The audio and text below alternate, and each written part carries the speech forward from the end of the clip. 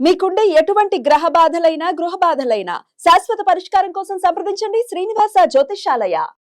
నమస్కారం. రేపటి విశిష్టతని ఇప్పుడు చూద్దాం. రేపు 15వ తారీఖు ఆగస్టు నెల 2025వ సంవత్సరం శుక్రవారం. శ్రీ విశ్వావసు నామ సంవత్సరం దక్షిణాయనం వర్ష ఋతువు ఆశ్లేష కార్తె.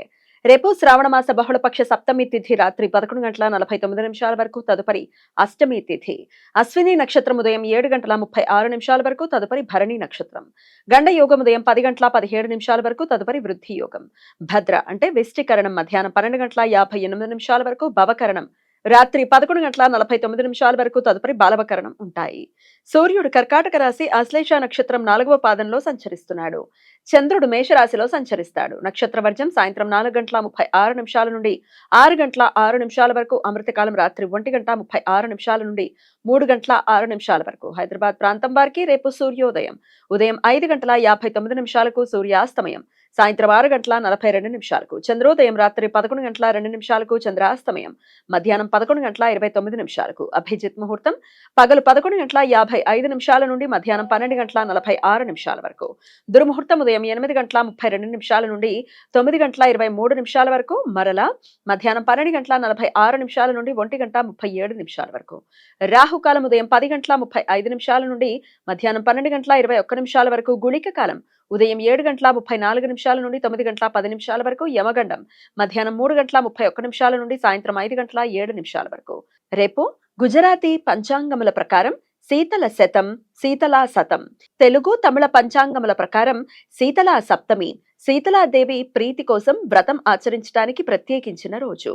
సింధీలు రేపు వడితాద్రి పేరుతో శీతలాదేవిని పూజిస్తారు. సింధీ భాషలో తాద్రి అంటే చల్లని అని అర్థం. దుర్గాదేవికి మరో రూపంగా భావించబడే శీతలాదేవి వాతావరణ మార్పులతో వచ్చే అంటు వ్యాధులు రాకుండా ప్రబలకుండా కాపాడే శక్తి అని భక్తుల నమ్మకం. రేపు భక్తులు శీతలాదేవిని పూజించి రేపు ఇంట్లో వంట చేయకుండా ఈ రోజు తయారు చేసిన చెద్ది అన్నం, చెద్ది కూరలు అమ్మవారికి నివేదించి తింటారు. రేపు శీతలా వ్రతం ఆచరించటం వలన తమ సంతానానికి ఎటువంటి అంటువ్యాధులు సోకవని భక్తుల విశ్వాసం. నిషేధి సమయంలో అష్టమి తిథి ఉన్నందువలన రేపు 5252వ శ్రీకృష్ణ జయంతి. రేపు స్మార్త మధ్వ సాంప్రదాయాల ప్రకారం శ్రీకృష్ణ జన్మాష్టమి, గోకులాష్టమి. శ్రీకృష్ణుడు జన్మించిన రోజు. రేపు భక్తులు ఉపవాసం ఉండి శ్రీకృష్ణుణ్ణి పూజిస్తారు.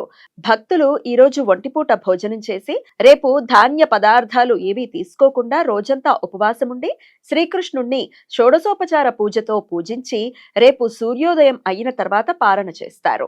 ధర్మశాస్త్ర సూత్రాల ప్రకారం శ్రీకృష్ణ పూజ నిషేధి కాలంలో అంటే ఇంచుమించు అర్ధరాత్రి సమయంలో చేయాలి.